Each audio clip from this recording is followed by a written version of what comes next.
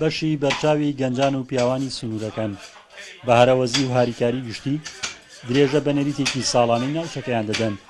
ئێرە ناحیەکێکی جەباریە لە سنووری خەزای چەمچەماڵ، جیاواز لە زۆرێک لە ناوچەکانی تری هەرێمی کوردستان وەک کللتورێکی تایبەتی باپیرانیان سەدان ساڵە قوربانی بە کۆمەڵ ئەنجام دەدەن لە جەژنی قورباندا. لێرە نەریتەکەمان جیاوازە، ڕەنگە بڵێم بە بیرۆری ئێمە نیە، لە باپێ نزیکەی 150 ساڵ زیاترە ئەوانەی پێشووی ئێمە کایگێڕنەوە هەر بەم شێوەیە هاتووە. بەم شێوەیە هاتووە. خۆشتان نەزانن پێغەمبەر صلی الله علیه وسلم فەرمێ یەد الله مع الجەماعە، هەر شتێک بە کۆمەڵ بکرێ، هەر خێرێک بە کۆمەڵ بکرێ، دەستی خوای پەروەردگاری لەگەڵا و بەرەکەتی زیاترە.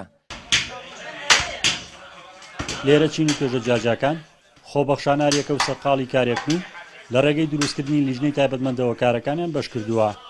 ساڵانە لەم ناحەیەدا سەدان سەر ئاژەڵی گەورە و بچووک پاش سەربڕینی لە جەژنی قورباندا و جاکردنەوەی گۆشتی ئامادەکرا و بە پێی ژماری دانیشتوانی خێزانەکان بەسەر ماڵاندا دابەش دەکرێت. یەکێکم لەو گەنجانێکەوە دابشکردنی ئەم گۆشتەمان کردێت ئەستۆ بەشەکانمان جیا کردوت، هەچ کەسێ هەندێکمان جیا کراوەتەوە بۆ ئەوەی کەوا ئێسکەکە و نەرمەکە لەکەنەوە، هەندێکمان دابشکردنەکە یانێکمان دابشکردنە بەسەر ماڵەکانە.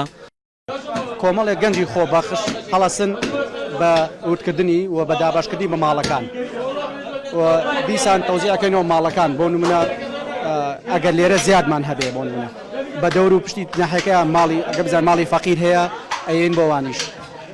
دوای ئەوە بەدەر لە ئەوە ڕەچاوی لایانی تەندروستیەکەیشمان کردووە بە علاقەی ڕوون تەوزیعەکەن، ئەوە نییە بڵێن هەر عەشاوایی بێ. قوربانیکردن یەکێکە لە سیما دیارەکانی جەژنی قوربان لە ئاینی ئیسلامدا و زۆرینەی مسڵمانان ساڵانە لەم جەژنەدا لە ماڵەکانی خۆیان ئاژەڵ سەردەبڕن و گۆشتەکەی بەسەر دراوسی و خێزانی کەم دەرامەتدا دابەش دەکەن. بەڵام ئەم ناحەیە هاوشێوی چەند شوێنێکی تر بە کۆمەڵ قوربانی دەکەن و ئەوەی ئەم ناحەیەش جا دەکاتەوە بریتە لەوەی ئەم نەریتە مێژوویەکی دوور و درێژەیە.